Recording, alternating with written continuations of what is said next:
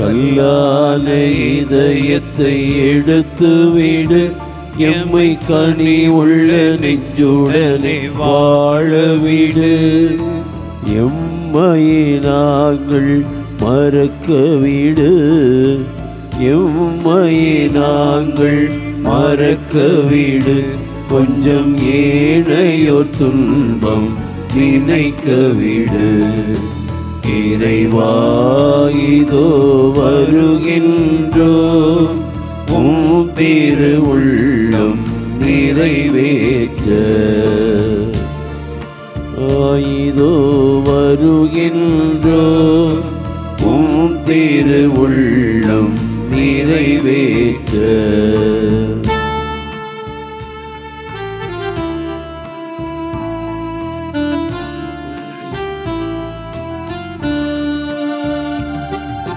பலியன உணவை தருகின்றோம், நீதம் பசித்தோர் உணவிட மறக்கின்றோம்.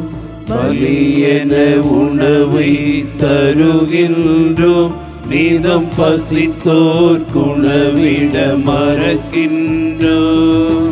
கடமை முடிந்தன நினைக்கின்றோம், கடமை முடிந்தன நினைக்கின்றோம். எங்கள் கண்களை கொஞ்சம் திறந்து விடு. இறைவா இதோ வருகின்றோம், உம் திரு உள்ளம் நிறைவேற்ற.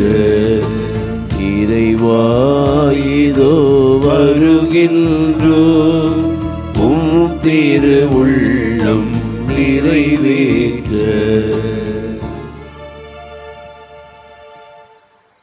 தந்தை மகன் தூயாவியார் பெயராலே ஆமென். நம் ஆண்டவராகிய இயேசு கிறிஸ்துவின் அருளும் கடவுளின் அன்பும் தூய ஆவியாரின் நட்புறவும் உங்கள் அனைவரோடும் இருப்பதாக. உம் ஆன்மாவோடும் இருப்பதாக. ஆண்டவர் இயேசு கிறிஸ்துவில் அன்பு நிறைந்த சகோதர சகோதரிகளே, இந்த ஞாயிறு வழிபாட்டு கொண்டாட்டத்திற்கு உங்கள் அனைவரையும் அன்போடு வரவேற்கிறேன். இறைவனுடைய அளவற்ற அன்பையும் இரக்கத்தையும் நாம் நினைவு கூர்ந்து அவர் காட்டுகிற பாதையில் நாம் வழி நடக்கிற போது நம்முடைய வாழ்விற்கான எல்லா ஆசீர்வாதங்களையும் நாம் பெறுகிறோம். இந்த நம்பிக்கையில் இந்த நாளினுடைய இறைவார்த்தை நமக்கு தருகிற அழைப்பை உணர்ந்து பயணிக்க இந்த பலியில் நாம் மன்றாடுவோம். இந்த திருப்பலியில் சிறப்பாக நம்முடைய பங்கு மக்கள் அனைவருடைய வேண்டுதல்கள், விண்ணப்பங்கள், தேவைகள் அனைத்தையும் ஆண்டவர் சந்தித்தருள நாம் ஒப்பு கொடுப்போம். அன்புமிக்க சகோதர சகோதரிகளே, நம் திருமுழுக்கு நினைவாக நம்மீது தெளிக்கப்படும் தமது படைப்பாகிய இத்தண்ணீரை புனிதப்படுத்தி அருளுமாறு நம் கடவுளாகிய ஆண்டவரை கெஞ்சி மன்றாடுவோமாக. அவரே நமக்கு உதவி அளித்து நாம் பெற்றுக்கொண்ட தூய ஆவிக்கு உண்மை உள்ளவர்களாக நிலைத்திருக்க அருள்வாராக. என்னென்றும் உள்ள எல்லாம் வல்ல இறைவா, வாழ்வின் ஊற்றும் தூய்மையின் தொடக்கமுமான தண்ணீரின் வழியாக மக்கள் புனிதமடைந்து நிலைவாழ்வின் கொடையை பெற வேண்டுமென்று திருவுளமானீர். இத்தண்ணீரை புனிதப்படுத்தி அருள உம்மை வேண்டுகிறோம். ஆண்டவரே, உமது நாளாகிய இன்று உமது அருள்காவலை பெற விரும்புகிறோம். வாழ்வெளிக்கும் உமது அருளின் ஊற்றினை எம்மில் புதுப்பித்தருளும். இத்தண்ணீரினால் எங்கள் உள்ளத்தையும் உடலையும் தீமை அனைத்திலிருந்தும் காத்தருள்வீராக. இவ்வாறு நாங்கள் தூய இதயத்துடன் உம்மை அணுகி வரவும் உமது மீட்பை பெற்றுக்கொள்ளவும் தகுதி பெற வேண்டும் என்று எங்கள் ஆண்டவராகிய கிறிஸ்து வழியாக உம்மை மன்றாடுகிறோம். எல்லாம் வல்ல இறைவா, தண்ணீர் வளம் பெற அதில் உப்பிட வேண்டும் என்று இறைவாக்கினர் எலிசா வழியாக கற்பித்தீர். உமது படைப்பு பொருளாகிய இந்த உப்பை பரிவிரக்கத்துடன் புனிதப்படுத்தி அருள உம்மை தாழ்மையுடன் வேண்டுகிறோம். ஆண்டவரே, உப்பு கலந்த தண்ணீர் தெளிக்கப்படுகிற இடமெல்லாம் தீயோனின் தாக்குதல் அனைத்தும் தோல்வியுற செய்வீராக. உம் தூய ஆவியார் உடனிருந்து எங்களை இடையராது காத்தருள வேண்டும் என்று எங்கள் ஆண்டவராகிய கிறிஸ்து வழியாக உம்மை மன்றாடுகிறோம்.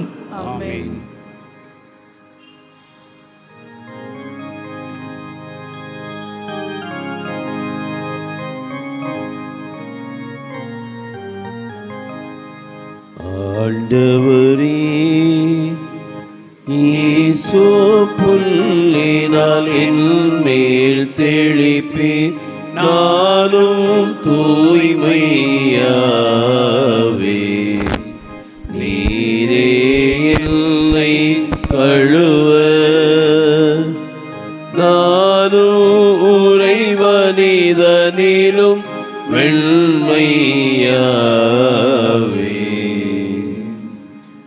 இறைவா உமது இரக்கப் பெருக்கத்திற்கு ஏற்ப என் மேல் இரக்கம் கொள்ளுவி தந்தையும் மகனும் தூய ஆவியாரும் மாட்சியும் புகழும் ஒன்றாய் பெருக தொடக்கத்தில் இருந்தது போல் இன்றும் என்றும் என்றென்றும் ஆமென். ஆண்டவரே ஈசோ புல்லினால் என் மேல் தெளிப்பே நானும் தூய்மையாவே நீரே என்னை கழுவ நானும் உறைவனிதனிலும் வெண்மையாவே நீரே என்னை கழுவ நானும் உறைவனிதனிலும் வெண்மையாவே.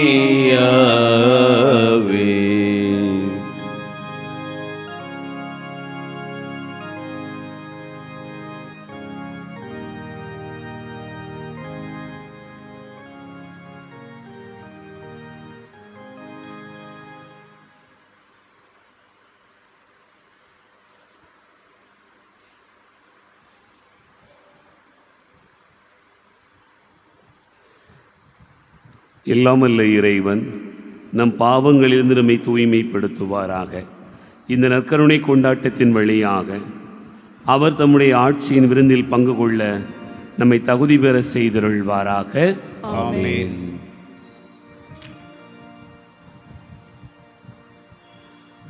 மன்றாடுவோமாக. இறைவா, மனிதரான வாக்கின் வழியாக மனித குலத்தின் ஒப்புரவை வியத்தகு முறையில் செயல்படுத்துகின்றே. அதனால் ஆர்வமிக்க இறைப்பற்றாலும் உயிர் துடிப்புள்ள நம்பிக்கையாலும் வரவிருக்கும் பெருவிழாவிற்கு கிறிஸ்தவ மக்கள் விரைந்திட ஆற்றல் பெற அருள் புரிவீராக. உம்மோடு தூயாவியாரின் ஒன்றிப்பில் இறைவனாய் என்றென்றும் வாழ்ந்து ஆட்சி செய்கின்ற அவர் வழியாக உம்மை மன்றாடுகிறோம். ஆமென்.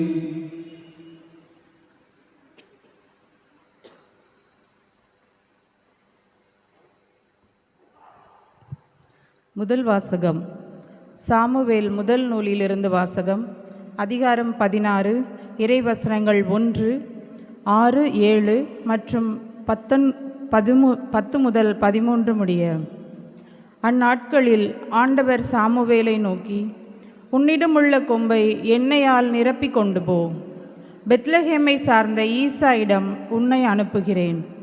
ஏனெனில் அவன் புதல்வருள் ஒருவனை அரசனாக தேர்ந்துள்ளேன் என்றார்.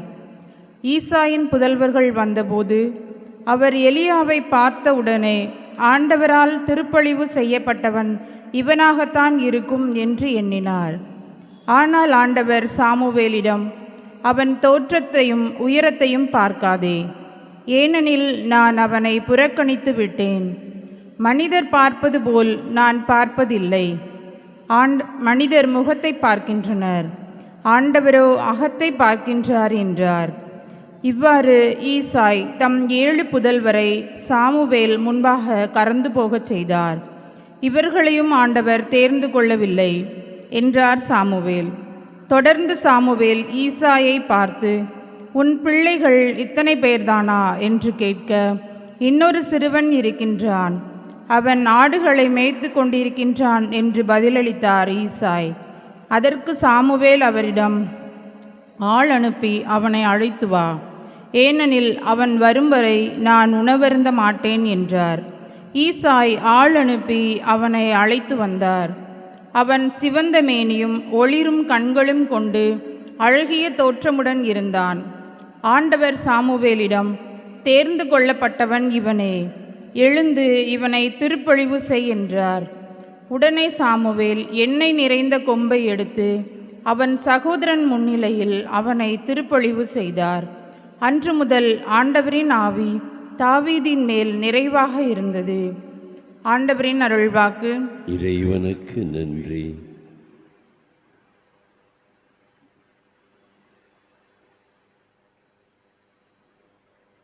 திருப்பாடல் 23.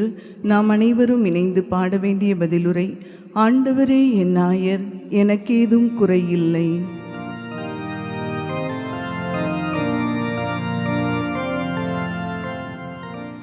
ஆண்டவரே என் நாயர், எனக்கேதும் குறையில்லை.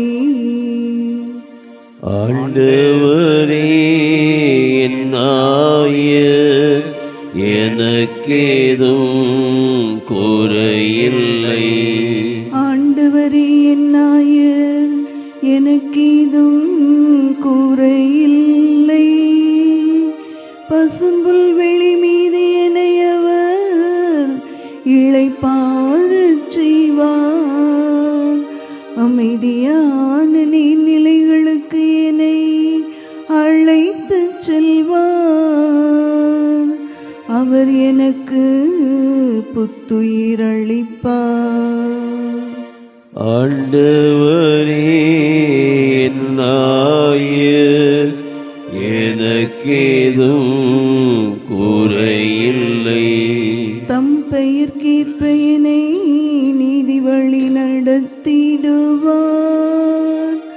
மேலும் சாவின் இருள் சூழ் பள்ளத்தாக்கில் நான் நடக்க நேர்ந்தாலும் நீர் என்னோடு இருப்பதால் எத்தீங்கிற்கும் அஞ்சிடேன். உம் கோலும் நெடுங்களையும் என்னை தேற்றும். ஆண்டவரே என் நாயர், எனக்கேதும் குறையில்லை. ஆண்டவரே என் நாயர், எனக்கேதும் குறையில்லை.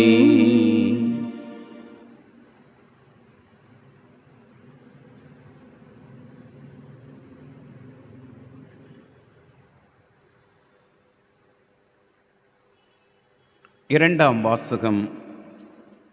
இறந்தவனே உயிர் பெற்றெழு, கிறிஸ்து உன் மீது உயிர்த்தெழுவார். திருத்தூதர் பவுல் எபேசியருக்கு எழுதிய திருமுகத்திலிருந்து வாசகம். அதிகாரம் 5, இறை வார்த்தைகள் 8 முதல் 14 வரை. சகோதரர் சகோதரிகளே, ஒரு காலத்தில் இருளாயிருந்த நீங்கள் இப்போது ஆண்டவரோடு இணைந்து ஒளியாயிருக்கிறீர்கள். ஆகவே ஒளி பெற்ற மக்களாக வாழுங்கள். ஏனெனில் ஒளியே எல்லா நன்மையையும் நீதியையும் உண்மையையும் விளைவிக்கிறது.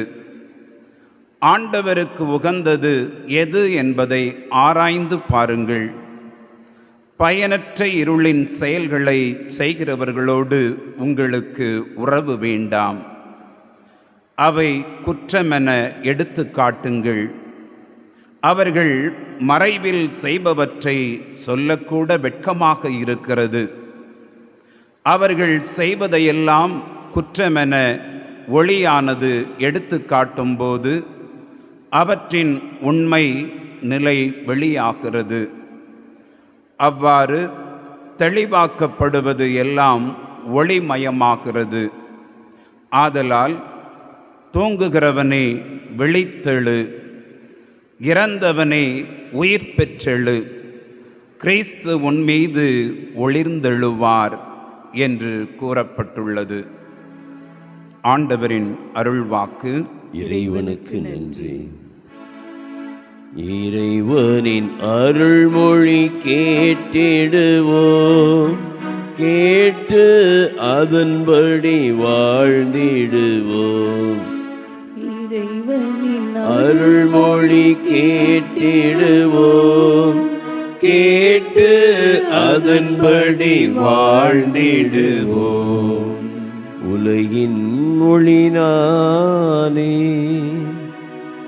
என்னை பின்தொடர்பவர் வாழ்வுக்கு வழிகாட்டும் மொழியை கொண்டிருப்பார் என்கிறார் ஆண்டவர். இறைவனின் அருள்மொழி கேட்டிடுவோம், கேட்டு அதன்படி வாழ்ந்திடுவோம். ஆண்டவர் உங்களோடு இருப்பாராக.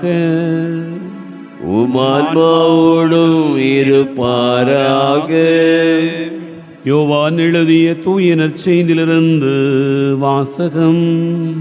ஆண்டவரே, மாட்சி உமக்கே.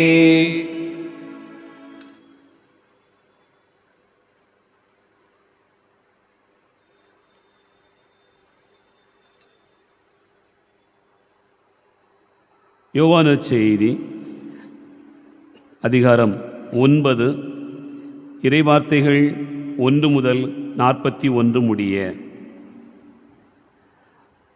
அக்காலத்தில் இயேசு சென்று கொண்டிருக்கும் போது பிறவியிலேயே பார்வையற்ற ஒருவரை கண்டார். ரபி, இவர் பார்வையற்றவராய் பிறக்க காரணம் இவர் செய்த பாவமா, இவர் பெற்றோர் செய்த பாவமா என்று இயேசுவின் சீடர்கள் அவரிடம் கேட்டார்கள்.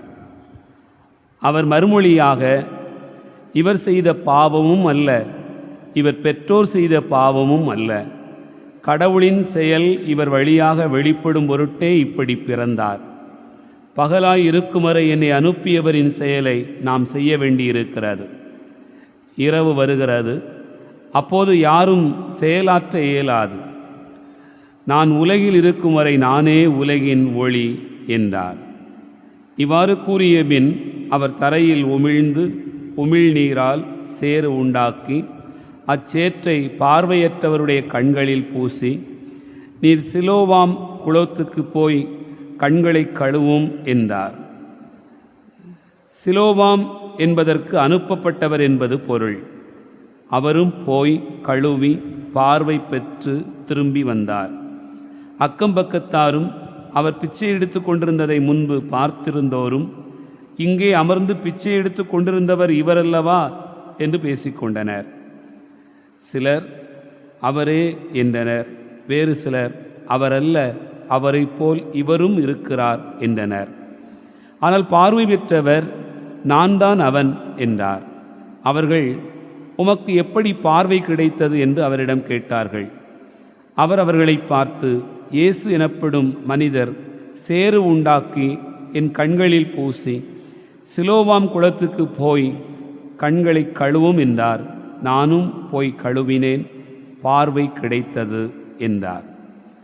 அவர் எங்கே என்று அவர்கள் கேட்டார்கள். பார்வை பெற்றவர் எனக்கு தெரியாது என்றார்.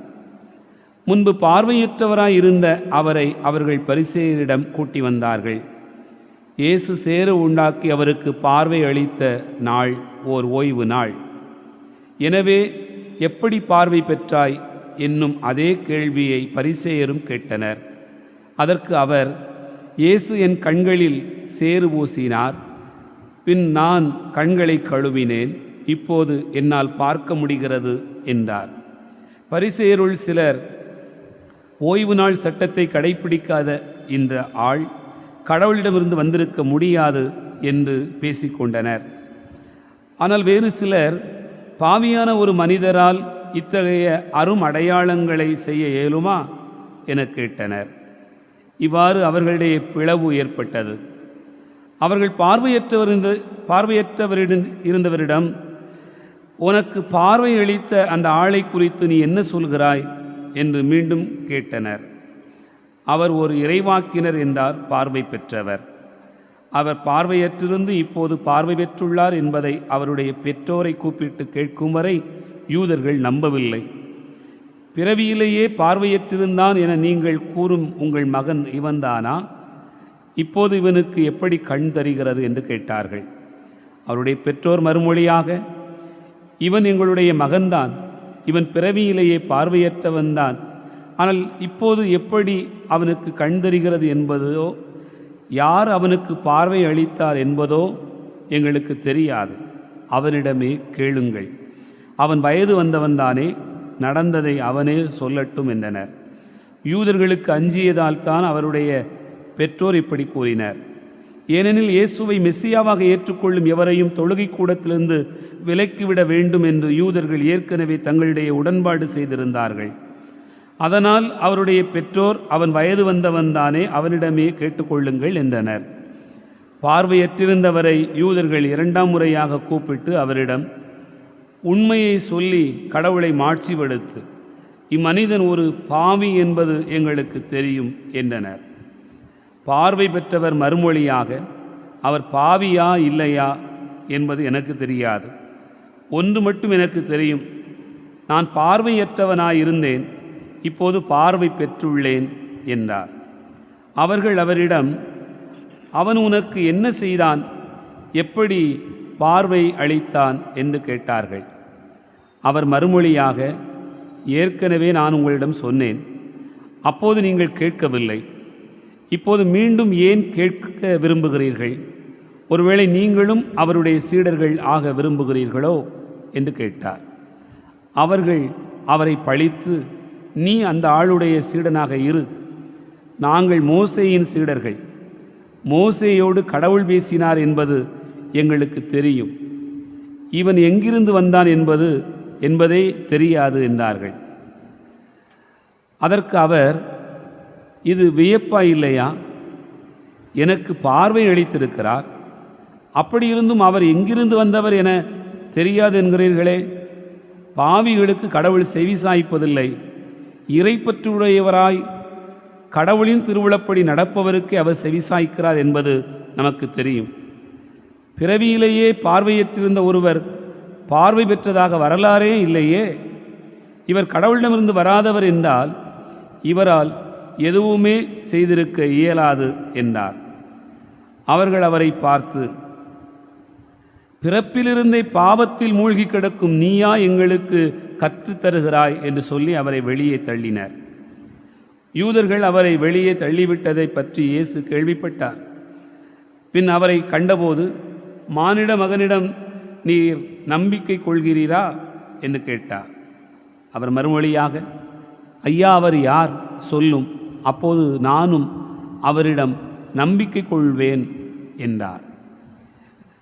இயேசு அவரிடம், நீர் அவரை பார்த்திருக்கிறீர், உம்மோடு பேசிக்கொண்டிருப்பவரே அவர் என்றார்.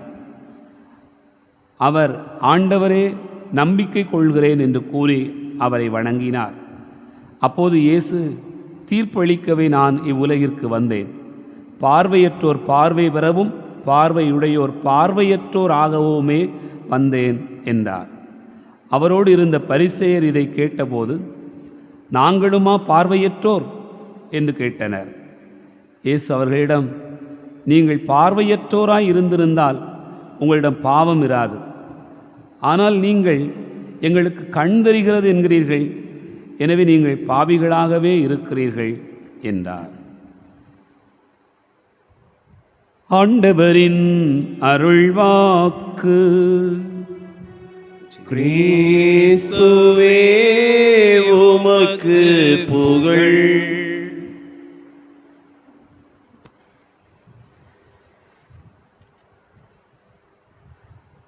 ஆண்டவர் இயேசு கிறிஸ்துவில் அன்பு நிறைந்த சகோதரர்களே, சகோதரிகளே, நம்முடைய ஞான தந்தை தூய சவேரியாருடைய அன்பிலும் அரவணைப்பிலும் வாழ்ந்து வருகிற அன்பு நிறைந்த பிள்ளைகளே, உங்கள் அனைவருக்கும் இயேசுவின் இனிய நாமத்தில் அன்பு கலந்த வணக்கத்தையும் வாழ்த்துக்களையும் தெரிவித்துக் கொள்வதிலே மகிழ்ச்சி அடைகிறேன்.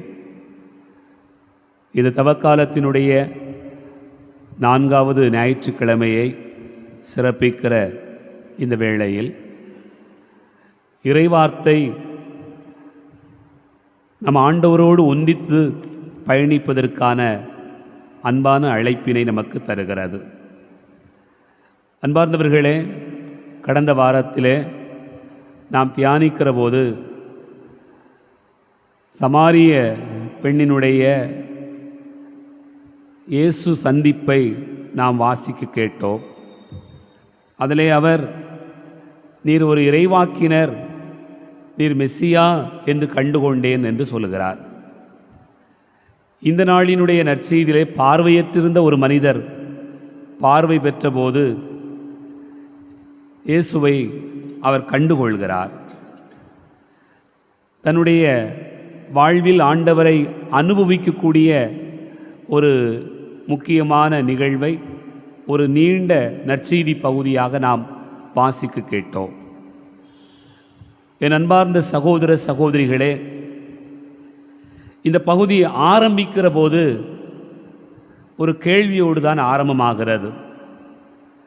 பார்வையற்றிருந்த ஒரு மனிதர், பிறவியிலேயே பார்வையற்றிருந்த அவரை பார்க்கிற போது சீடர்கள் இயேசுவிடத்திலே கேட்கிறார்கள், ஆண்டவரே, பிறவியிலேயே இவர் பார்வையற்றவராக இருப்பது இவர் செய்த பாவமா, இவர் பெற்றோர் செய்த பாவமா என்ற ஒரு கேள்வியோடு ஆரம்பிக்கிறார்கள். இந்த கேள்வி வருவதற்கான காரணம் என்ன என்று பார்த்தோம் என்று சொன்னால், ஒருவர் வளமையாக வாழுகிறார், செழிப்பாக இருக்கிறார், நிறைவாக இருக்கிறார், எல்லாம் பெற்றிருக்கிறார் என்று சொன்னால் அது ஆண்டவருடைய ஆசீர்வாதம். ஒருவருக்கு ஒரு குறைபாடு இருக்கிறது என்று சொன்னால், ஒருவர் பலகீனப்பட்டிருக்கிறார் என்று சொன்னால், ஒருவர் உடல் ஊனமுற்றவராக இருக்கிறார் என்று சொன்னால், யூத சமூகத்தில் என்ன மாதிரியான பார்வை இருந்ததென்றால், ஐயோ பாவம், அவங்க அம்மா அப்பா செய்திருக்கக்கூடிய பாவம்தான் காரணம், இவன் என்ன பாவம் செஞ்சு பிறந்தானோ தெரில என்று பாவம் என்றும் சாபம் என்றும் பார்க்கக்கூடிய ஒரு பார்வை இருந்திருக்கிறது. ஆகவேதான் நல்லது என்று சொன்னால் அது ஆசீர்வாதம், ஒரு குறை என்று சொன்னால் அது சாபம் பாவம் என்று பார்க்கக்கூடிய ஒரு பார்வை இருந்திருக்கிறது. அன்பார்ந்த சகோதர சகோதரிகளே, அதுபோலவே இன்றைய முதல் வாசகத்திலும் ஒரு செய்தியை நான் வாசிக்க கேட்கிறோம். சாமுவேல் இறைவாக்கினரை ஆண்டவர் அழைத்து, நீ ஈசாயினுடைய இல்லத்திற்கு போய் அங்கே அவருடைய மகனை அரசனாக அருள்பொழிவு செய் என்று சொல்லி அனுப்புகிறார். சாமுவேல் அங்கே ஈசாயினுடைய இல்லத்திற்கு போகிறார். இல்லத்திலே அவர் பார்க்கிறார், ஒவ்வொருவரையாக பார்க்கிறார். அவருடைய மகன்களை பார்க்கிற போது ஆள் உயரமாக இருக்கிறார்கள், உடல் திடகாத்திரமாக இருக்கிறார்கள், வலிமை கொண்டவர்களாக இருக்கிறார்கள். கட்டான உடல் கொண்ட அந்த மகன்களை எல்லாம் பார்க்கிற போது இவன்தானோ இவன்தானோ, நான் அருள்பொழிவு செய்ய வேண்டியவன் இவன்தானோ என்று ஒவ்வொருவரையாக அவர் அருள்பொழிவு செய்ய விரும்புகிறார். ஆனால் ஆண்டவர் என்ன சொல்கிறார்? மனிதர்கள் பார்ப்பது போல நான் பார்ப்பதில்லை. மனிதர்கள் வெளித்தோற்றத்தை வைத்து பார்க்கிறார்கள், நானோ அகத்தை பார்க்கிறேன் என்று சொல்லுகிறார். என் அன்பார்ந்த சகோதர சகோதரிகளே, ஒரு அரசன் என்று சொன்னால் இப்படியெல்லாம் உடல்வாக இருக்க வேண்டும். ஒரு அரசன் என்று சொன்னால் அவனுக்கு இப்படிப்பட்ட திறமைகள் எல்லாம் இருக்க வேண்டும் என்றெல்லாம் ஒரு கற்பனை செய்து கொண்டு, அந்த கற்பனையின் அடிப்படையில் தான் ஒரு எண்ணத்தை வைத்து கொண்டு அந்த எண்ணத்தின் அடிப்படையில் சாமுவேல் செயல்படுவதை பார்க்கிறோம். நற்செய்தி பகுதியை முதல் வாசகத்தை நாம் ஒப்பிட்டு பார்த்தோம் என்று சொன்னால், சீடர்கள் பாவி என்று சொன்னால் யார் என்று ஒரு எண்ணத்தை மனதில் வைத்துக்கொண்டு செயல்படுகிறார்கள். இங்கே சாமுவேல் அரசன் என்று சொன்னால் இப்படிப்பட்டவனாக இருக்க வேண்டும் என்று மனதில் வைத்துக்கொண்டு செயல்படுகிறார். என் அன்பார்ந்த சகோதர சகோதரிகளே, மொத்தத்தில் நாம் ஒருவரை தீர்ப்பிடுகிற போது, மதிப்பீடு செய்கிற போது, அவர்களுடைய பின்னணிகளை வைத்துக்கொண்டு, அவருடைய வாழ்க்கை முறை நாம் கேள்விப்பட்டதை வைத்துக்கொண்டு ஒரு முன்சார்பு எண்ணத்தோடு தீர்ப்பீடு செய்கிற ஒரு நிலையை நம்முடைய அன்றாட வாழ்க்கையிலே அனுபவித்து கொண்டிருப்பதை பார்க்கிறோம். இயேசுவையும் கூட அப்படித்தான் பல நிலைகளில் அவர்கள் மதிப்பீடு செய்தார்கள், அவரை தீர்ப்பிட்டிருக்கிறார்கள் என்று நாம் பார்க்கலாம். இயேசுனுடைய முதல் அனுபவத்திலே இயேசுவை கண்ட பிறகு பிலிப்பு போய் நத்தனியத்திலே சொல்லுகிறார், மெசியாவை கண்டோம், அவர் நாசரேத்திலிருந்து வருகிறார் என்று சொன்னவுடனே நத்தனியேல் சொல்கிறார், நாசரேத்திலிருந்து நல்லது எதுவும் வரக்கூடுமோ என்று கேட்கிறார். இந்த ஊர் என்றால் அப்படித்தான் என்று ஒரு தீர்மானம் எழுதி வைத்திருந்த அந்த பின்னணியில் தான் அவர்கள் அப்படி பேசுவதை பார்க்கிறோம். அதுபோலவே இயேசு தன்னுடைய சொந்த ஊருக்கு வந்து அங்கே எல்லாவற்றையும் வாசித்து முடித்து பேசி முடித்த பிறகு மற்ற மக்கள் எல்லாரும் என்ன சொல்கிறார்கள்? இவர் தச்சர் மகன் அல்லவா, இவருடைய தாயும் சகோதர சகோதரி நம்மோடு தானே இருக்கிறார்கள் என்று இயேசுவை குறித்து பேசுவதை பார்க்கிறோம். இதுவெல்லாம் எங்கே இருந்து வருகிறது? ஏற்கனவே ஒரு குடும்பத்தை, அவர்களுடைய சூழலை ஆய்ந்தறிந்து வைத்திருப்பதில் வழியாக வரக்கூடியதாக இருப்பதை நாம் பார்க்கிறோம். என் அன்பார்ந்த சகோதர சகோதரிகளே, தூய பேதுரு ஒரு காட்சி காணுகிறார். அந்த காட்சியில் என்ன சொல்லப்படுகிறது? நீ இங்கே இருக்கக்கூடிய எல்லா உணவையும் எடுத்து உண்ணு என்று ஆண்டவருடைய தூதர் சொல்கிறார். அப்படி சொல்லுகிற போது பேதுரு என்ன சொல்கிறார்? இல்லை இல்லை, நான் உண்ண மாட்டேன், தீட்டானது எதையும் நான் தொடமாட்டேன் என்று சொல்கிறார். தீட்டானது என்று அவர் சொல்வதற்கான காரணம் என்ன என்று நீங்கள் நினைத்து பார்த்தீர்கள் என்று சொன்னால், என் அன்பார்ந்த சகோதர சகோதரிகளே, புறவினத்தார், அவர்கள் ஆகாதவர்கள், ஆண்டவரை அறியாதவர்கள், அவர்கள் பாவம் செய்திருப்பதால் அவர்களுக்கு மறைநூலே தெரியாது, அவர்களுக்கு யாரும் அதை புரிய வைக்க முடியாது என்கிற மனநிலை அந்த காலத்திலேயே சீடர்களுக்கு கூட இருந்திருப்பதை நாம் நினைத்து பார்க்கிறோம். அப்படி என்றால் என் அன்பார்ந்த சகோதர சகோதரிகளே, இப்படி பல நிலைகளில் நாம் ஒருவரை பற்றி ஒரு முன்சார்பு எண்ணம் கொண்டவர்களாக இருக்கிறோம் என்பதைத்தான் இந்த நிகழ்வுகள் எல்லாம் நமக்கு நினைவூட்டுவதை நினைத்து பார்க்கிறோம். அதைத்தான் இன்றைய நற்செய்தியினுடைய பிற்பகுதியிலும் நீங்கள் பார்த்தீர்கள் என்று சொன்னால் மிக அற்புதமான அந்த பதிலை பார்க்கிறோம். அந்த பார்வையற்றிருந்த மனிதர் என்ன சொல்லுகிறார்கள்? என்ன சொல்லுகிறார்? நான் பாவியா இல்லையா எனக்கு தெரியாது, ஆனால் எனக்கு அவர் நன்மை செய்திருக்கிறார், அது மட்டும்தான் எனக்கு தெரியும். பார்வையற்றிருந்தேன், இப்போது பார்வை பெற்றிருக்கிறேன் என்று அவர் சொல்லுகிறார். என் அன்பார்ந்த சகோதர சகோதரிகளே, நம்முடைய வாழ்க்கையின் பயணத்தில் நாம் பெற வேண்டிய ஒரு பார்வை இருக்கிறது. அந்த பார்வையைத்தான் இந்த பார்வையற்றிருந்த மனிதன் பெற்றுக்கொண்டதை நமக்கு அது வெளிப்படுத்துகிறது. என் இறைவன் இவர், இவரை நான் அறிந்திருக்கிறேன் என்று அவன் அறிக்கையிட்டு சொல்லுகிற அந்த காட்சியைத்தான் நாம் வாசிக்க கேட்டோம். அதுபோலவே நாமும் அனுபவிப்பதற்காக, அறிந்து கொள்வதற்காக அழைக்கப்படுகிறோம். என் அன்பார்ந்தவர்களே, முன்சார்பு எண்ணம் என்பது என்ன? ஒருவரை பற்றி முழுமையாக அறியாமலேயே, அவரை குறித்து நாம் நேரில் அனுபவிக்காமலேயே, மற்றவர்கள் சொல்வதை வைத்துக்கொண்டு, மற்ற பழக்க வழக்கங்களை நான் கேள்விப்பட்டதிலிருந்து இவன் யார் என்று தீர்மானம் செய்வதுதான் இந்த முன்சார்பு எண்ணம். சீடர்களுக்கு அது இருந்தது, சாமுவேலுக்கு கூட அப்படிப்பட்ட ஒரு எண்ணம் இருந்திருக்கிறது. ஆனால் ஆண்டவர் அதை உடைத்தெறிவதை பார்க்கிறோம். நமது வாழ்க்கையிலும் கூட பல நேரங்களில் இவளா, இவனா, இந்த குடும்பமா, இந்த ஊரா, ஓ அவங்களா, இந்த சாதியை சேர்ந்தவர்களா, இந்த இந்த மதத்தை சேர்ந்தவர்களா, இப்படித்தான் என்று ஒரு தீர்மானம் வைத்துக்கொண்டு, ஒரு முடிவை வைத்துக்கொண்டு செயல்படுவதை பார்க்கிறோம். 2-3 நாளைக்கு முன்பாக கூட செய்திகளில் நான் வாசிக்க கேட்டிருக்கிறோம், அல்லது நீங்கள் பார்த்திருக்கலாம். ஒருவர் பசுமாட்டை கொண்டு சென்றார் என்பதற்காக பசுவை கடத்தி சென்றார் என்று சொல்லிக்கொண்டு அந்த இளைஞரை அடித்து கொன்றார்கள் என்று சொல்லப்பட்டிருக்கிறது. ராஜஸ்தானில் நடந்திருக்கக்கூடிய இந்த நிகழ்வை பார்க்கிற போது, இந்த மதத்தை சேர்ந்தவர்களா, இவர்கள் ஆகாதவர்கள், இவர்கள் இப்படித்தான் செய்வார்கள் என்று ஒரு முடிவை ஒரு மனதில் வைத்துக்கொண்டு அந்த எண்ணத்தின் அடிப்படையிலேயே செயல்படுகிற அந்த மனநிலை இன்றைக்கு பெருகி இருக்கிறது.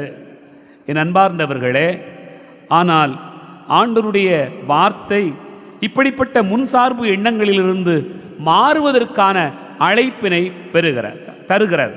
நீங்கள் பாருங்கள், இந்த முன்சார்பு எண்ணங்கள் நாம் தீர்மானித்து வைத்திருக்கக்கூடிய சில காரியங்கள் மாற வேண்டும் என்று சொன்னால் என்ன செய்ய வேண்டும்? ஒருவரை ஆண்டவர் எப்படி ஏற்றுக்கொள்கிறாரோ அப்படி ஏற்றுக்கொள்ள வேண்டுமா? ஆண்டவர் இயேசு கிறிஸ்து இவன் செய்த பாவம் அல்ல, இவர் பெற்றோர் செய்த பாவம் அல்ல, ஆண்டவருடைய மாட்சி வெளிப்படுவதற்காகவே இவன் பார்வையற்றவனாக இருக்கிறான் என்று சொல்லுகிறார்.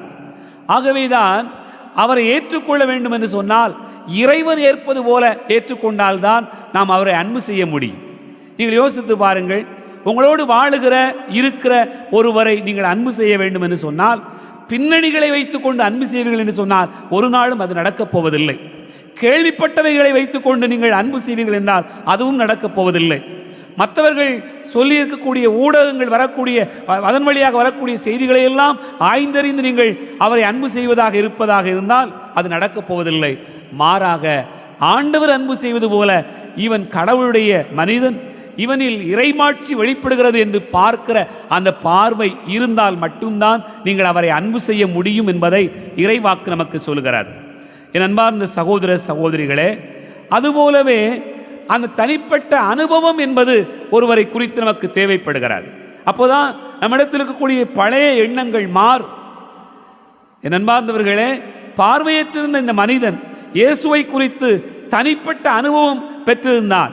ஆகவேதான் அவர் மற்றவர்களிடத்தில் போய் மிக தெளிவாக பேசுகிறான். இது வியப்பாக இல்லையா? பார்வையற்றிருந்த நான் பார்வை பெற்றிருக்கிறேன், நானே அனுபவப்பட்டிருக்கிறேன், நானே அவரை சந்தித்திருக்கிறேன். அவர் யாரென்றெல்லாம் தெரியாது, ஆனால் அவர் இறைவாக்கினராக கடவுள் மனிதராகத்தான் இருக்க முடியும் என்பதை அவன் அறிவிப்பதை பார்க்கிறோம். ஆகவே தனிப்பட்ட அனுபவம் தான் ஒரு மனிதரை பற்றிய எண்ணங்களை மாற்றுகிறது. அதுவரையிலும் அவங்க சொன்னாங்க, இவங்க சொன்னாங்க, அவங்க இப்படி இவங்க இப்படி என்று பல நேரங்களிலே நாம் நினைப்பது உண்டு. சில அலுவலகங்களிலே யாராவது புதிதாக ஒரு அதிகாரியாக வருகிறார், ஒரு பங்குச்சாமியார், ஒரு துணை பங்குச்சாமியார், யாரோ ஒருவர் புதிதாக வருகிறார் என்று வைத்துக்கொள்வோம். நமக்கு என்ன தோன்றும்? அவர் அந்தந்த ஊர்களிலே இந்தந்த இடங்களிலே எப்படி பணியாற்றினார் என்பதை பற்றி கேள்விப்பட்டு மற்றவர்கள் சொன்னதை வைத்துக்கொண்டு ஒரு வகையான தீர்ப்புகளை நாமே எழுதி வைத்திருக்கிறோம். ஆனால் ஆண்டவர்களுடைய வாக்கு நமக்கு என்ன சொல்கிறது? நீங்கள் தனிப்பட்ட அனுபவங்களை பெறுங்கள். தனிப்பட்ட வாழ்க்கையினுடைய அந்த அனுபவங்கள் தான் உங்களை மாற்றும். திருமணம் முடிக்கிறோம், திருமணம் முடிப்பதற்கு முன்பாக பெண்ணை பற்றியோ மாப்பிள்ளையை பற்றியோ நிறைய கேள்விப்படலாம், அவருடைய குடும்பங்களை பற்றி கேள்விப்பட்டிருக்கலாம். ஆனாலும் கூட கணவன் மனைவியாக வாழுகிற அந்த வாழ்க்கையில் தான், அந்த அனுபவங்களில் தான் அந்த எண்ணங்கள் எல்லாம் மாறுகிறது, அந்த சிந்தனைகள் எல்லாம் மாறுகிறது. ஒருவரை புரிந்து கொள்ளக்கூடிய அந்த பக்குவம் வருகிறது. என் மகன் என்றால், என் மகள் என்றால் இப்படித்தான் என்பதை நீங்கள் கூட வாழுகிற போதுதான் அனுபவிக்கிறீர்களே அன்றி சொல்லவைகளை வைத்து கேள்விப்பட்டவைகளை வைத்து நீங்கள் தீர்மானம் செய்துவிட முடியாது என்பதை இறைவாக்கு நமக்கு சிந்திக்க அழைப்பு தருகிறது. ஆகவேதான் பிறரை முன்சார்பு எண்ணம் இல்லாமல் கடவுளுடைய பார்வையில் நாம் பார்க்கக்கூடிய, கடவுள் அன்பு செய்வது போல அன்பு செய்து பார்க்கக்கூடிய அந்த மனப்பக்குவம் இன்றைக்கு நம்ம ஒவ்வொருவருக்கும் தேவை என்பதையே ஆண்டவருடைய வாக்கு சொல்கிறார். கடவுள் எப்படி பார்க்கிறார்? சாமுவேலுக்கு ஆண்டவர் சொல்கிறார், நீ அகத்தை பார்ப்பதில்லை, ஒரு மனிதனுடைய முகத்தை வைத்து வெளிப்புறத்தை வைத்து நீங்கள் தீர்மானம் செய்கிறீர்கள், நானோ அகத்தை பார்க்கிறேன் என்று சொல்கிறார். ஆகவே நாம் பிறரை பற்றி அறிய வேண்டும் என்று சொன்னால், அது இயேசுவை பற்றியாக இருந்தாலும் கூட அறிய வேண்டும் என்று சொன்னால், அவருடைய இதயம் என்ன சொல்கிறது, அவருடைய எண்ணங்கள் என்ன சொல்கிறது என்று அவரோடு கூட இருந்து அவர் ஒளியில் அவருடைய அகத்தை பார்க்கக்கூடிய அந்த மனப்பக்குவம் தான் நம்முடைய வாழ்க்கையினுடைய எண்ணங்களை மாற்றும் என்று இந்த நாளினுடைய சிந்தனைகள் நமக்கு வெளிப்படுத்துகிறது. என் அன்பார்ந்த சகோதர சகோதரிகளே, அதைத்தான் எபேசியருக்கு எழுதப்பட்ட திருமுகத்திலே இன்றைக்கு ஒளி பெற்ற மக்களாய் வாழுங்கள் என்று நமக்கு சொல்லப்பட்டிருக்கிறது. அந்த ஒளி என்பது நன்மையையும் தீமையையும் பகுத்து பார்க்கக்கூடிய ஒளி. இருளின் செயல்களை விலக்கிவிட்டு ஒளியில் நீங்கள் நடப்பவர்களாக இருங்கள் என்று தூய பவுல் சொல்லுகிற இந்த வசனம் நம்முடைய உள்ளார்ந்த அக ஒளி பெற்று வாழுகிற வாழ்க்கைக்கான அழைப்பாக கொடுக்கப்படுகிறது. இந்த பார்வையற்றிருந்த மனிதன் சொல்லுகிறார், நான் பார்வையற்றிருந்தேன், இயேசுவை சந்தித்தேன், அவர் என் கண்களில் சேறு உண்டாக்கி சிலோவாம் குளத்திலே போய் கழுவு என்று சொன்னார். நான் பார்வை பெற்றேன் என்று சொல்கிறார். இன்றைக்கு நிறைய பேருக்கு கண்களில் அந்த சேறு பூச வேண்டி இருக்கிறது. கடவுளுடைய வாக்கு அப்படி பூசப்படுகிற போது அந்த வாழ்க்கையினுடைய எண்ணங்கள் போக்குகள் மாறுகிறது என்பதையே இந்த நாள் நமக்கு அழைப்பாக தருகிறது. என் அன்பார்ந்தவர்களே, தவக்காலத்தில் பயணிக்கிற நாம் ஒவ்வொருவருமே ஆண்டவர் எண்ணுவது போல, ஆண்டவர் ஒரு மனிதரை பற்றி யோசிப்பது போல நாமும் நம்முடைய வாழ்வினுடைய பயணங்களில் யோசிக்கவும் பயணிக்கவும் இந்த நாளினுடைய அழைப்பாக பெறுகிறோம். தவக்காலத்தில் நாம் ஒருவரை இன்னும் அதிகமாய் புரிந்து பயணிப்பதற்காக இறைவனுடைய அருள் கேட்டு மன்றாடுவோம். ஆமென். எழுந்து நின்று நம்முடைய நம்பிக்கை அறிக்கையிடுவோம். விண்ணகத்தையும் மண்ணகத்தையும் படைத்த எல்லாம் வல்ல தந்தையாகிய கடவுளை நம்புகின்றேன். அவருடைய ஒரே மகனாகிய நம் ஆண்டவர் இயேசு கிறிஸ்துவை நம்புகின்றேன். இவர் தூய ஆவியால் கருவுற்று கன்னி மரியாவிடமிருந்து பிறந்தார். பொந்தி பிலாத்தின் அதிகாரத்தில் பாடுபட்டு சிலுவையில் அறையப்பட்டு இறந்து அடக்கம் செய்யப்பட்டார். பாதாளத்தில் இறங்கி 3ஆம் நாள் இறந்தோரிடமிருந்து உயிர்த்தெழுந்தார். விண்ணகத்துக்கு எழுந்தருளி எல்லாம் வல்ல தந்தையாகிய கடவுளின் வலப்பக்கத்தில் வீற்றிருக்கின்றார். அங்கிருந்து வாழ்வோருக்கும் இறந்தோருக்கும் தீர்ப்பு வழங்க வருவார். தூய ஆவியாரை நம்புகின்றேன். புனித கத்தோலிக்க திரு அவையை நம்புகின்றேன். புனிதர்களின் உறவு ஒன்றிப்பை நம்புகின்றேன். பாவ மன்னிப்பை நம்புகின்றேன். உடலின் உயிர்ப்பை நம்புகின்றேன். நிலை வாழ்வை நம்புகின்றேன். ஆமென். அன்புமிக்க சகோதர சகோதரிகளே, ஆண்டவரை பற்றி நாம் அறிகிற போது பார்வையற்றிருந்த மனிதன் அவர் எனக்கு பார்வை கொடுத்தார் என்று முழுமையாக அறிந்து அறிக்கையிட்டது போல நாமும் அவரை அறிந்து வாழ்வதற்கான அழைப்பினை பெறுகிறோம். இறைவன் தந்திருக்கக்கூடிய இந்த வாழ்க்கையில் தவக்காலத்தில் பயணிக்கிற நாம் இன்னும் அதிகமாய் அவரை அறிந்து கொள்வதற்கான ஆற்றல் கேட்டு மன்றாடுவோம். அன்பே உருவான இறைவா, திரு அவையை வழிநடத்தும் எம் திருத்தந்தை, ஆயர்கள், குருக்கள், துறவியர் அனைவரும் உமது வழிகாட்டும் ஒளியில் பயணித்து புனித பார்வையில் சரியானதை உண்மையானதை கண்டு கடவுளின் மாட்சியை கண்டிட அருள் புரிய வேண்டுமென்று உம்மை மன்றாடுகிறோம். எல்லாம் வல்ல இறைவா, எங்கள் மன்றாட்டை கேட்டருளும். தாயும் தந்தையுமான இறைவா, எம் நாட்டை ஆளும் தலைவர்கள் தங்களின் சுயநலத்தை விடுத்து மக்கள் நலனில் நாட்டம் கொண்டவர்களாக நல்லாட்சி புரிந்திடவும், உலக நாடுகளில் நடைபெறும் போர் அபாயம் நீங்கி மக்கள் அமைதியுடனும் நிம்மதியுடனும் வாழவும், நாடுகளிடையே சமாதானம் நிலவவும் உமது அருளை பொழிந்திட வேண்டுமென்று உம்மை மன்றாடுகின்றோம். எல்லாம் வல்ல இறைவா, எங்கள் மன்றாட்டை கேட்டருளும். அருள் வழங்கும் இறைவா, நாங்கள் அனைவரும் உமது நற்செய்தியையும் விருப்பத்தையும் வழிகாட்டுதல்களையும் சரியான விதத்திலே புரிந்து கொண்டு உமது வாக்குறுதியில் நம்பிக்கை கொண்டு உமது விருப்பப்படி நடக்க வேண்டிய ஞானத்தை தந்தருள வேண்டுமென்று உம்மை மன்றாடுகின்றோம். எல்லாம் வல்ல இறைவா, எங்கள் மன்றாட்டை கேட்டருளும். உலகின் ஒளியே எம் இறைவா, இத்திருப்பலியில் பங்கு கொள்ளும் எங்களது அகக்கண்கள் திறக்கப்படவும், இருளின் செயல்களை விட்டுவிட்டு ஒளியின் மக்களாக வாழ்ந்திடவும் தேவையான அருளை பொழிந்திட வேண்டுமென்று உம்மை மன்றாடுகிறோம். எல்லாம் வல்ல இறைவா, எங்கள் மன்றாட்டை கேட்டருளும். கண்களை மூடி கரங்களை குவித்து நம்முடைய தனிப்பட்ட தேவைகளுக்காக ஆண்டவரை நோக்கி ஜெபிப்போம். அவர் வல்லவர், நாம் வேண்டுவதை தர கூடியவர். அவர் எல்லாமுமாயிருக்கிறார். அவரிடத்திலே குறைகள் என்பது எதுவுமே கிடையாது. நிறைவாயிருக்கிற ஆண்டவர் அள்ளித்தர காத்திருக்கிறார். ஆகவே மனந்திறந்து நம்முடைய வேண்டுதல்களை விண்ணப்பங்களை அவருடைய பாதத்தில் வைப்போம்.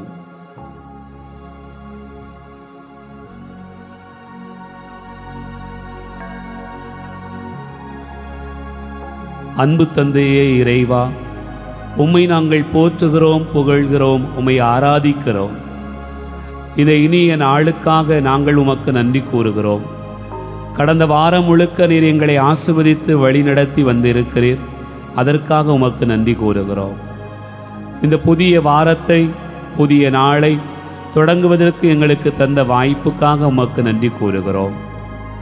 ஆண்டவரே, உமது பேரன்பு எவ்வளவோ வியப்புக்குரியது.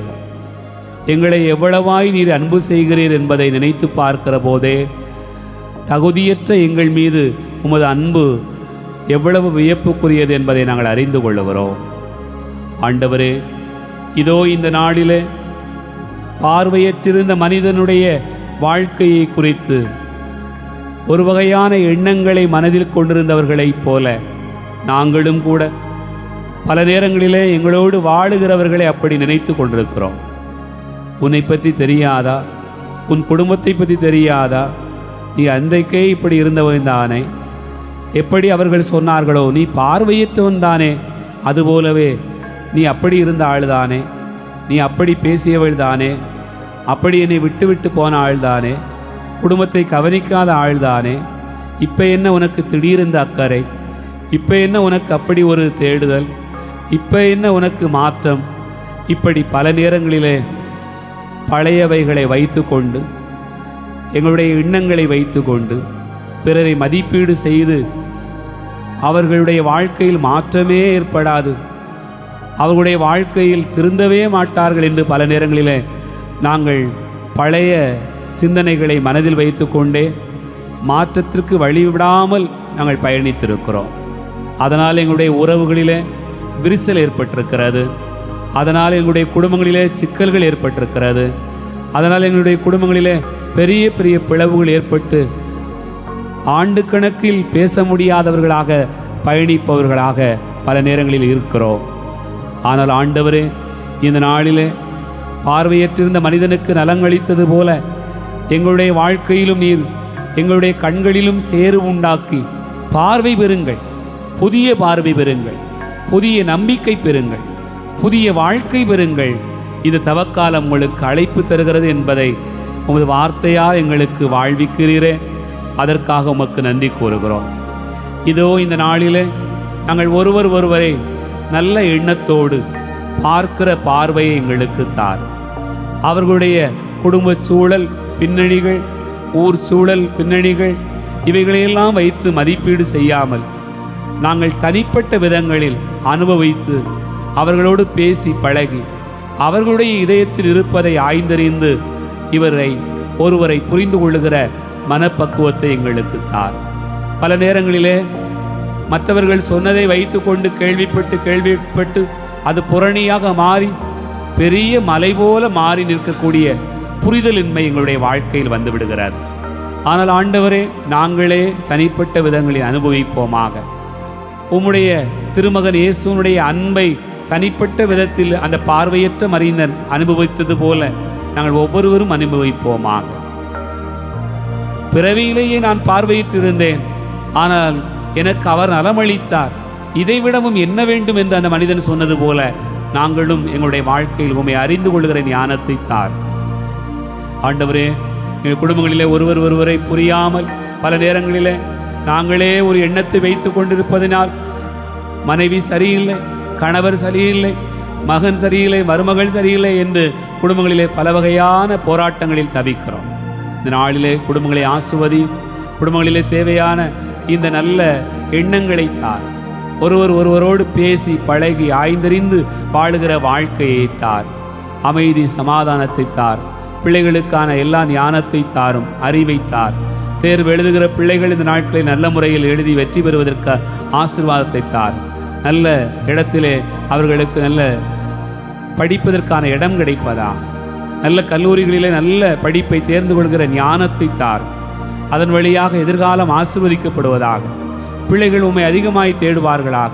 உமது அன்பு எல்லோருக்கும் இருப்பதாக. ஆண்டவரே, பெரியவர்கள் மட்டுமல்ல, குழந்தைகள், இளையோர் எல்லோருமே உம்மை தேடுபவர்களாக மாறுவார்களாக. திருமணம் முடித்திருக்கக்கூடிய பிள்ளைகளை ஆசீர்வதியும். திருமண வாழ்வினுடைய ஆசீர்வாதங்கள் அவர்களுக்கு பெருகுவதாக. வேலை வாய்ப்பை பெருகச் செய்யும். ஆண்டவரே, இந்த நாட்களில் நாங்கள் தொடர்ச்சியாக கேட்கிறோம். ஒரே கருத்தை திரும்ப திரும்ப சொல்லி கேட்பதனால் என்ன நடக்கப் போகிறது என்று நினைக்கலாம். ஆனால் ஆண்டவரே, எங்களுடைய வாழ்க்கையில் நாங்கள் கேட்கிற போது அதை ஒவ்வொரு முறையும் பெற்றுக்கொள்கிறோம். ஒவ்வொரு முறையும் ஒரு செடிக்கு நீர் ஊற்றுகிற போது அது வளர்வது போல திரும்ப திரும்ப உம்மை பார்த்து கேட்கிற போது எங்களுக்கு இதை தருவீர் என்கிற நம்பிக்கையிலும் நாங்கள் வளர்வோம் என்கிற நம்பிக்கையிலும் உம்மை பார்த்து ஜெபிக்கிறோம். நல்ல வேலை வாய்ப்பை பெருகச் செய்து இப்பிள்ளைகள் மனநிறைவோடு மகிழ்வோடு எல்லா அருள் வளமும் பொருள் வளமும் பெற்றவர்களாய் வாழ்வார்களாக. ஆண்டவரே, உலகெங்கும் நடக்கக்கூடிய போர் சூழல் மாறுவதாக, நாடுகளுக்கிடையே இருக்கக்கூடிய பதட்டமான சூழ்நிலை மாறுவதாக, மக்கள் ஒன்றுபட்டு இணைந்திருப்பார்களாக, பகை உணர்வு மாறட்டும். சாதியின் பேரால் மதத்தின் பேரால் எங்களுடைய பகுதியில் நடக்கக்கூடிய கொலைகள், புரிதலின்மைகள், போராட்டங்கள், வெறுப்புணர்வு எல்லாம் மறையட்டும். முது வல்லமையால் அது மாறட்டும். எல்லோரும் ஒரு தாயினுடைய பிள்ளைகள், எல்லோரும் உமக்குரிய பிள்ளைகள், எல்லோரும் இறைவனுடைய அன்பு மக்கள் என்பதை ஒருவரை புரிந்து கொள்ளுகிற அந்த பெருந்தன்மையான தாராளமான அந்த மனதை எல்லோருக்கும் வழங்குவீராக. எங்கள் சமூக தலைவர்கள், அரசியல் தலைவர்கள் அதை கொண்டிருப்பார்களாக. சமய தலைவர்கள், இன்னும் அரசியல் தலைவர்கள் மக்களை பிளவுபடுத்தாமல் ஒன்றிணைந்து நிறைவோடு வாழ்வதற்கான வழிகளை அவர்கள் நடத்துவார்களாக. அப்படிப்பட்ட பார்வை அவர்களுக்கு கிடைக்கட்டும். அவர்களுடைய கண்களிலும் சேறு பூசி ஆண்டவரை நிதாமை குணப்படுத்தும். அவர்களுடைய உள்ளங்களையும் குணப்படுத்தும். அவர்களுடைய அந்த அமைப்புகளையும் குணப்படுத்தும். அதன் வழியாக ஒரு பெரிய மாற்றம் சமூகத்தில் வந்து ஒருவரை புரிந்து கொள்கிற அன்பு செய்கிற மனப்பக்குவத்தை நீதாமை எல்லோருக்கும் வழங்கும்படியாக ஜெபிக்கிறோம். இந்த பலியிலே கலந்து கொள்கிற எல்லா பிள்ளைகளையும் ஆசிர்வதியும்.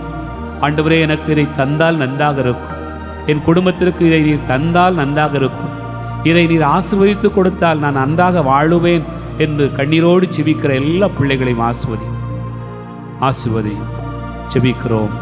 ஜெபம் கேளும் நல்ல பிதாவே, ஆமென்.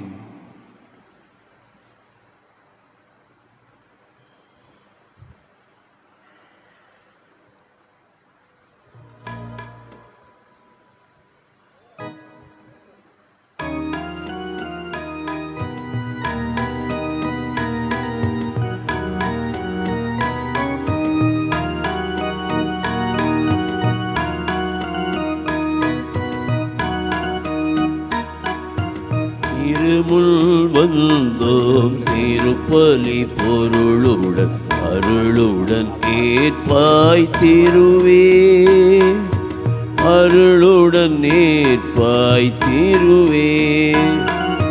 திருமுன் வந்தோம் திருப்பலி பொருளுடன் அருளுடன் ஏற்பாய் திருவே, அருளுடன் ஏற்பாய் திருவே.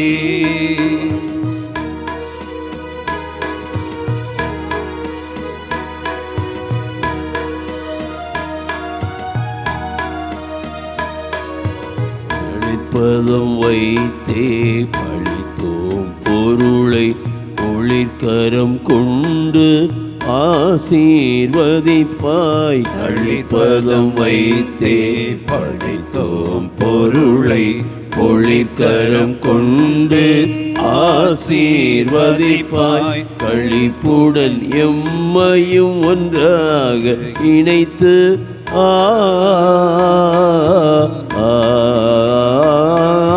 களிப்புடன் எம்மையும் ஒன்றாக இணைத்து அளித்தோம் பலியாய். இறைவாயேற்பாய், இறைவாயேற்பாய். திருமுல் வந்தோம் திருப்பலி பொருளுடன் அருளுடன் ஏற்பாய் திருவே, அருளுடன் ஏற்பாய் திருவே.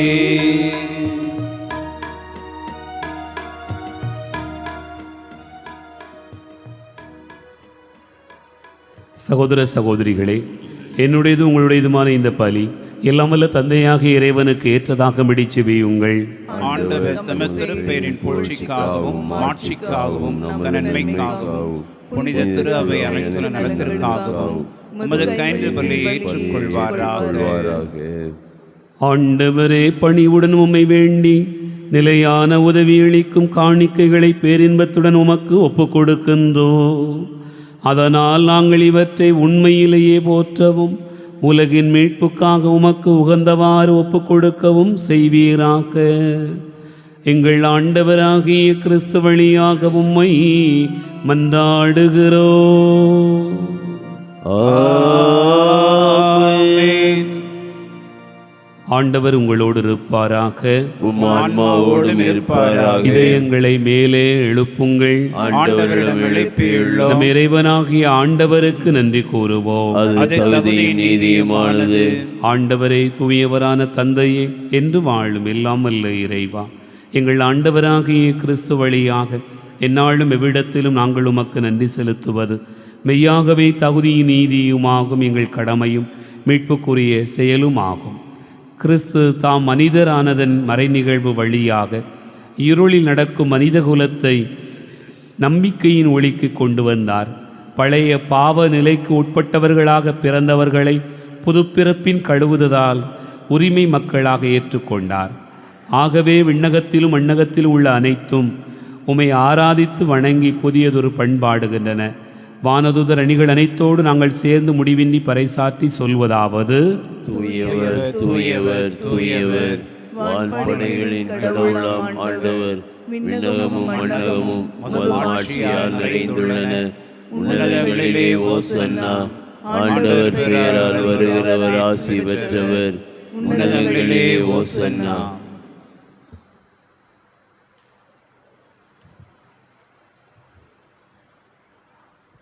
ஆண்டவரே, நீர் மெய்யாகவே தூயவர், தூய்மை அனைத்துக்கும் ஊற்று. ஆகவே உம்முடைய ஆவியை பொழிந்து இக்காணிக்கைகளை தூய்மைப்படுத்த உம்மை வேண்டுகிறோம். இவ்வாறு எங்கள் ஆண்டவர் இயேசு கிறிஸ்துவின் உடலாகவும் இரத்தமாகவும் எங்களுக்கு இவை மாறுவனவாக. அவர் பாடுபட உளம் கனிந்து தம்மை கையளித்த போது அப்பத்தை எடுத்து நன்றி செலுத்தியதை பிட்டு தம் சீடர்களுக்கு அளித்தவர் கூறியதாவது: அனைவரும் இதிலிருந்து பெற்று உண்ணுங்கள், ஏனெனில் இது உங்களுக்காக கையளிக்கப்படும் என் உடல்.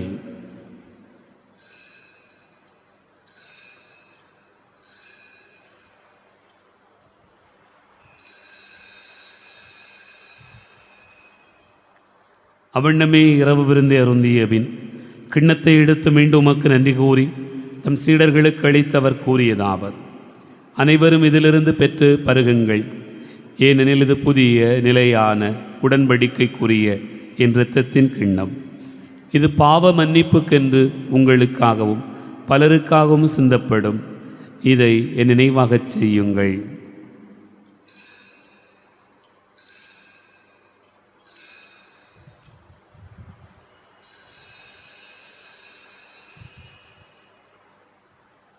நம்பிக்கையின் மறை பொருள்.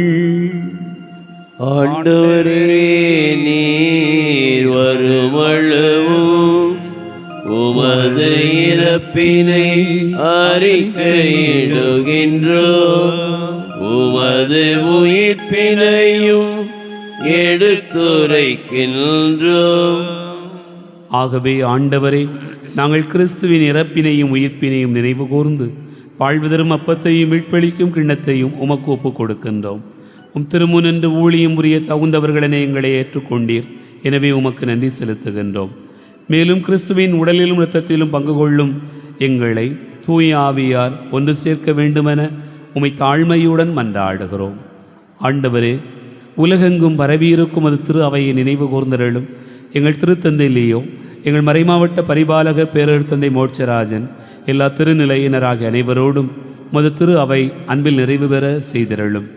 உயிர்த்தெழும் எதிர்நோக்கோடு துயில் கொள்கிற எங்கள் சகோதரர் சகோதரிகளையும் இறந்தோர் அனைவரையும் இரக்கத்துடன் நினைவு கூர்ந்து உமது திருமுக ஒளியினுள் ஏற்றருளும். எங்கள் அனைவர் மீதும் இரக்கமாயிரும். கடவுளின் கன்னித்தாயான புனித மரியா, அவருடைய கணவரான புனித யோசேப்பு, புனித திருத்தூதர்கள், எங்கள் பாதுகாவலர் தூய சவேரியார், இனிமே உலகில் உமக்கு உகந்தவராய் இருந்தோராகிய புனிதர் அனைவருடனும் நாங்கள் நிலைவாழ்வில் பங்கு கொள்ளும் தகுதி பெற்று உம் திருமகன் இயேசு கிறிஸ்து வழியாக உம்மை புகழ்ந்தேத்து மரமருள உம்மை மன்றாடுகிறோம்.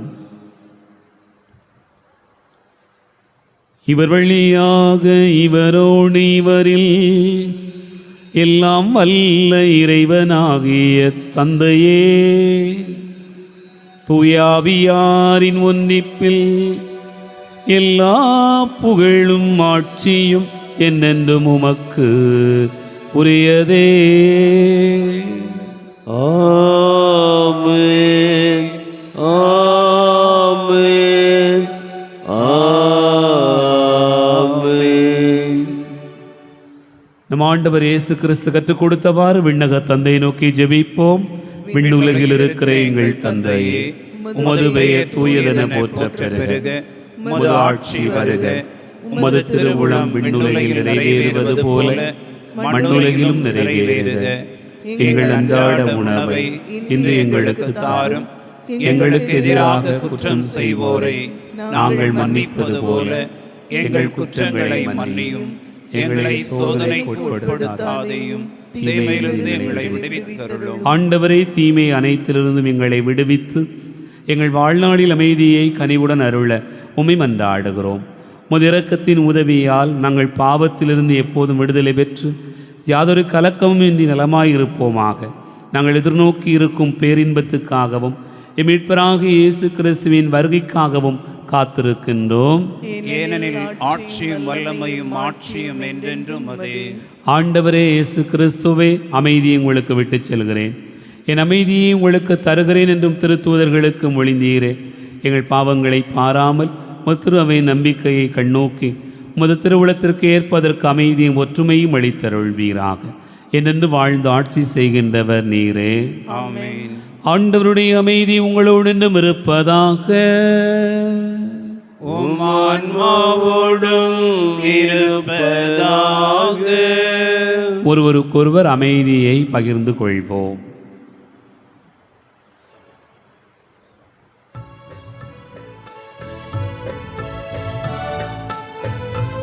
உலகின் பாவம் போக்கும் இறைவனின் செம்மறியே, எம் மேல் இரக்கம் வையும். உலகின் பாவம் போக்கும் இறைவனின் செம்மறியே, எம் மேல் இரக்கம் வையும். உலகின் பாவம் போக்கும் இறைவனின் செம்மறியே, எமக்கு அமைதி தந்தருளும்.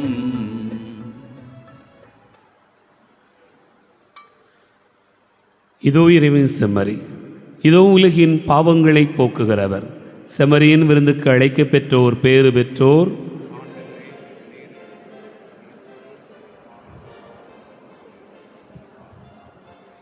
கிறிஸ்துவின் திருவுளத்துமை காத்து நித்திய வாழ்வளிப்பதாக.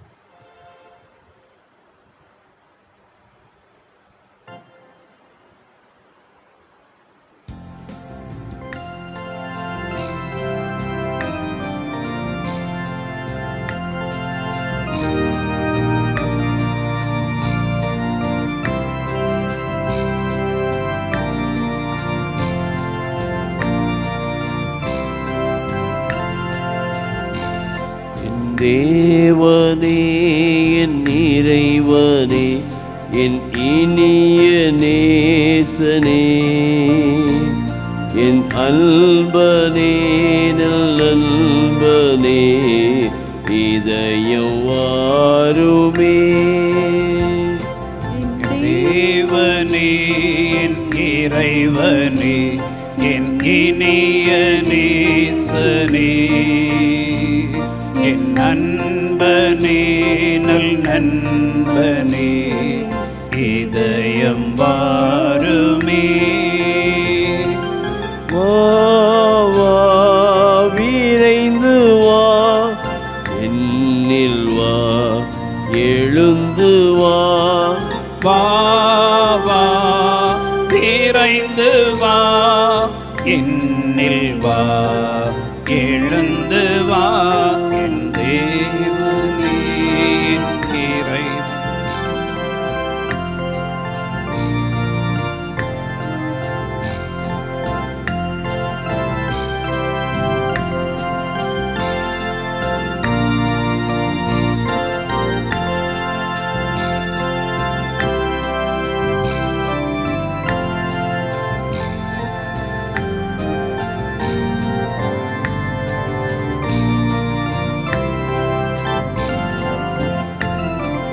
கண்ணீர் கண்ட மானை போல தாவி நம்மிடம் வருகின்றேன். கண்ணீர் கண்ட மானை போல தாவி உன்னிடம் வருகின்றேன். ஆன்ம தாகம் தீரவே அள்ளி பருகவே வருகின்றேன். ஆன்மதாகம் தீரவே அள்ளி பருக வருகின்றேன். வா வா விரைந்து வா என்னில் வா எழுந்து வா வா வா விரைந்து வா என்னில் வா எழுந்து வா என் தேவனே என் இறைவனே என் இனிய நேசனே என் அன்பனே நல் நண்பனே இதயம் வாருமே.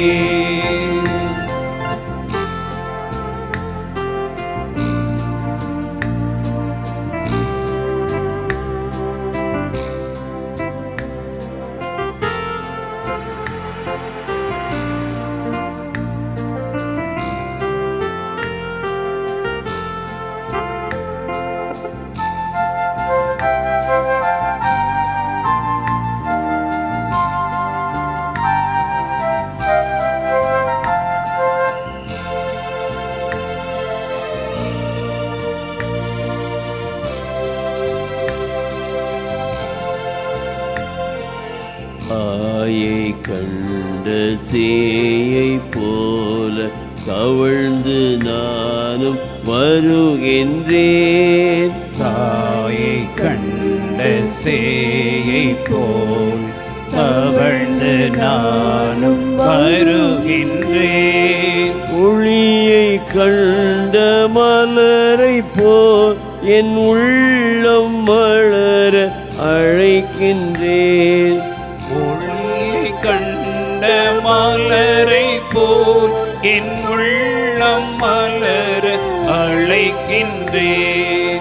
வா வா விரைந்து வா என்னில் வா எழுந்து வா வா வா விரைந்து வா என்னில் வா எழுந்து வா. கிறிஸ்துவின் ஆன்மாவே என்னை புனிதப்படுத்தியருளும்.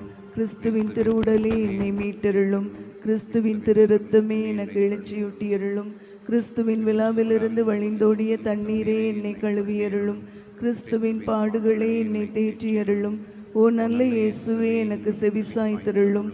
உம் திரு காயங்களுள் என்னை மறைத்தருளும். உம்மிடமிருந்து என்னை பிரிய விடாதேயும். தீய பகைவரிடமிருந்து என்னை காத்தருளும். எனது இறப்பின் வேளையில் என்னை அழைத்தருளும். உம்மிடம் வர எனக்கு கட்டளையிட்டருளும். உம் புனிதர்களோடு எக்காலமும் உம்மை புகழச் செய்தருளும். ஆமென்.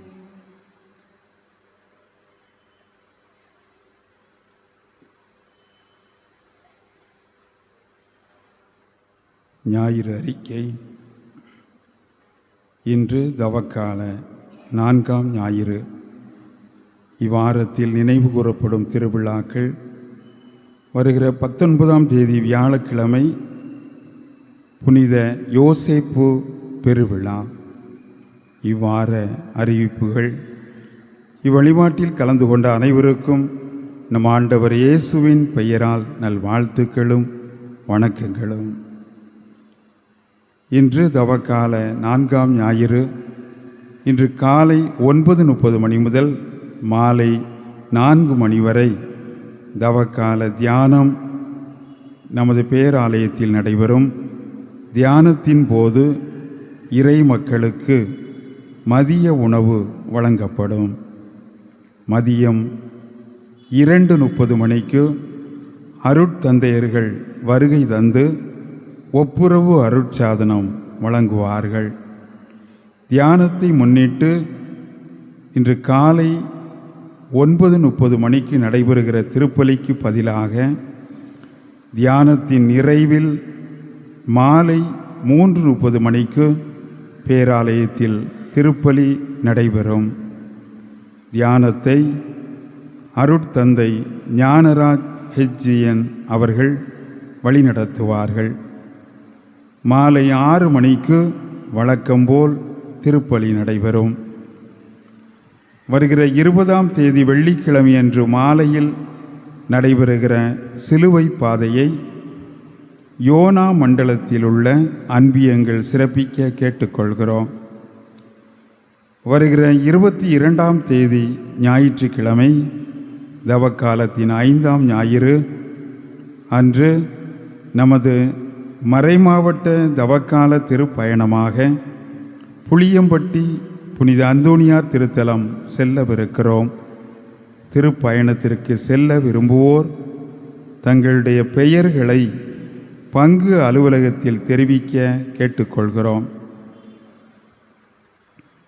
புனித இஞ்ஞாசியார் கல்வியியல் கல்லூரியில் 2026-2027 ஆண்டிற்கான பிஎட் மற்றும் எம்எட் படிப்பிற்கான சேர்க்கை நடைபெறுகிறது.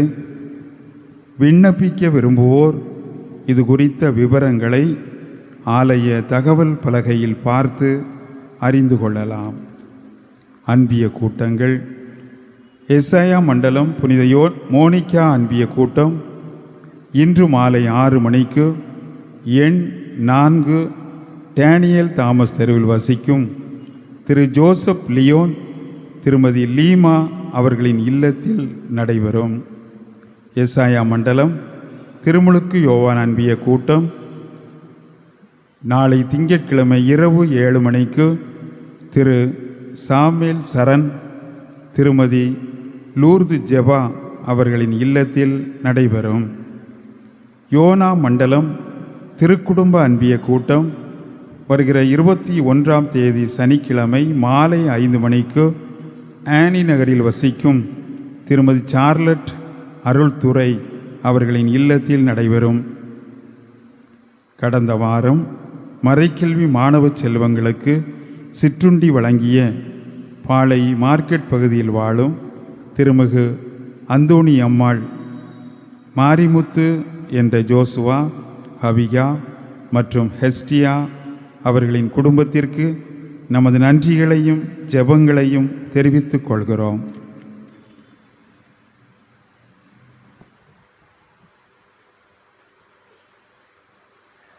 மன்றாடுவோமாக.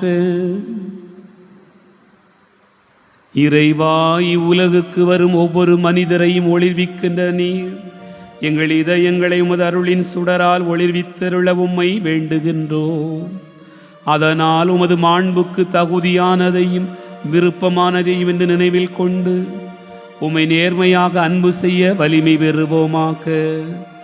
எங்கள் ஆண்டவராகிய கிறிஸ்து வழியாக உம்மை மன்றாடுகிறோம். ஆண்டவர் உங்களோடு இருப்பாராக. உம்மான்மாவோடும் இருப்பாராக. எல்லாம் வல்ல இறைவன் தந்தை மகன் தூயாவியா உங்களை ஆசீர்வதிப்பாராக. ஆமென். சென்று வாழுவோம். திருப்பலி நிறைவேறிற்று. இறைவனுக்கு நன்றி.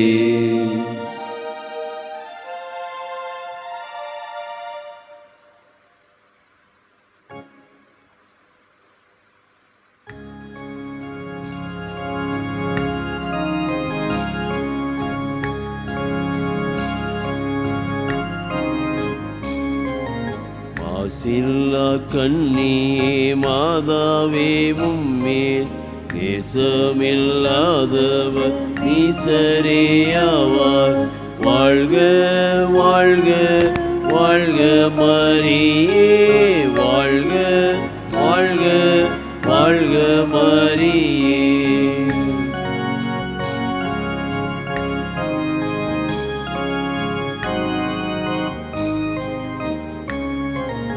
மூதாதை தாயார் செய் முற்பாவமற்றாய், ஆதியில்லாதோனே மாதேனி பெற்றாய்.